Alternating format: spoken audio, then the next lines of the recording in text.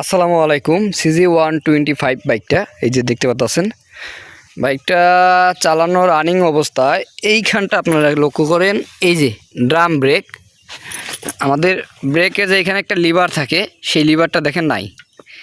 এই লিভারটা রানিং অবস্থা ভেঙে গেছে, ঠিক আছে, ভেঙে একবারে এমনভাবে ব্যাকা হয়েছে যে এটা চলবে না আর কি, এটা সোজাও করা যাচ্ছে না। এই যে ব্রেকের রডটা, যেটা আমরা নিজেরাই এটা বাঁধিয়ে রাখছি আপাতত, এতটা লোড পড়ছে যে এই যে টানানোটের নাট সহ খুলে গিয়েছে। এটা আসলে কখন হয় এই ঘটনাগুলি দেখেন, এটা আপনাদের টানানোটের নাট যদি লুজ থাকে সেই ক্ষেত্রে হবে, আপনাদের ব্রেক রড যদি দুর্বল থাকে পাড়া দেয় অনেক সময় ভেঙে যায় সেই ক্ষেত্রে হবে। আরেকটা বিষয়, যদি আপনাদের ব্রেক শুটা এটা যদি ভিতরে ভিতরে একদম ক্ষয় হয়ে যায়, ব্রেক যখনই আপনি ধরবেন ব্রেকটা অনেক সময় ফেসে যায়। ফেসে গেলে কি হয়, এই যে ড্রামটা, এই যে দেখেন এই ড্রামের যে সাইডের কাভারটা আছে, এই কাভারটা তখন কিন্তু আপনার রাউন্ড করে ঘুরে, ঠিক আছে।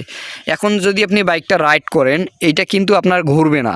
আর আপনি যখন বাইকটা রাইড করবেন, যখন আপনার ব্রেকটা খারাপ থাকবে তখন আপনার ব্রেক চাপার সাথে সাথে যদি ব্রেকটা জাম হয়ে যায় তখন আপনার এই ড্রামের কাভারটা সহ ঘুরবে। তখন এই নিচের যে নাটটা আছে, এখানে নাট যতই টাইট দেওয়া থাক না কেন, এটা দোকরায় ভাঙ্গে একদম ছিঁড়ে মোসার দিয়ে ঘুরাবে এটাকে। ঠিক এইভাবে আমাদের অনেক সময় বিশাল বড় একটা ক্ষতি হয়ে যায় যদি গাড়িটা বেশি রানিংয়ে থাকে। একটা দুর্ঘটনা ঘটে যেতে পারে, আপনি রানিংয়ে পড়ে যেতে পারেন, একটা অ্যাক্সিডেন্ট হয়ে যেতে পারে, যেটা বলা যায় না ওইভাবে। যাই হোক, আপনাদের বাইকে যদি কখনো ব্রেক ভিতরে ব্রেক শুটা খারাপ থাকে, যেটা আপনার ব্রেক ধরলে বাইকটা চাকাটা জাম হয়ে যায়, আবার জাম হয়ে যায় মানে ব্রেক ধরার সাথে সাথে জাম হয়ে যায়, লক হয়ে যায় আর কি, তখন আপনি বুঝে যাবেন আপনার ভেতরে ব্রেক শুটা অতিরিক্ত ক্ষয় হয়ে গেছে, যার কারণে এটা জাম হয়ে যাচ্ছে।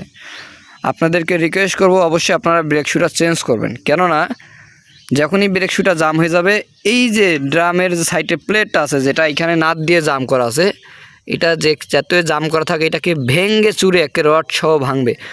এটা অনেক গাড়িরই ভাঙে গেছে, ঠিক আছে, রড মড সহ ভাঙবে, ভাঙে এইটা একদম এইভাবে ঘুরবে, চাকার সাথে ঘুরবে। আর যে কোনো একটা দুর্ঘটনা ঘটে যেতে পারে চাকাটা রানিং রোডে, যখন আপনি রানিংয়ে থাকবেন আগে পিছে আরও গাড়ি থাকবে।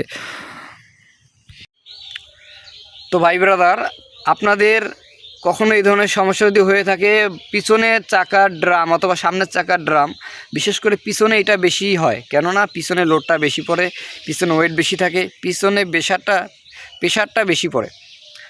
এই ধরনের সমস্যা থাকলে অবশ্যই আপনারা এটা দ্রুত সমাধান করে নেবেন। বিশেষ করে যদি বাইক আপনি পিলিয়ন নিয়ে চালান অথবা 3জন 4জন চলেন, গ্রাম অঞ্চলে এইগুলো প্রায় আপনারা দেখবেন যে কোনো বাইকে 3জন 4জন যারা রাইডার আছেন ওনারা এইভাবে রাইড করেন বন্ধুবান্ধব মিলে।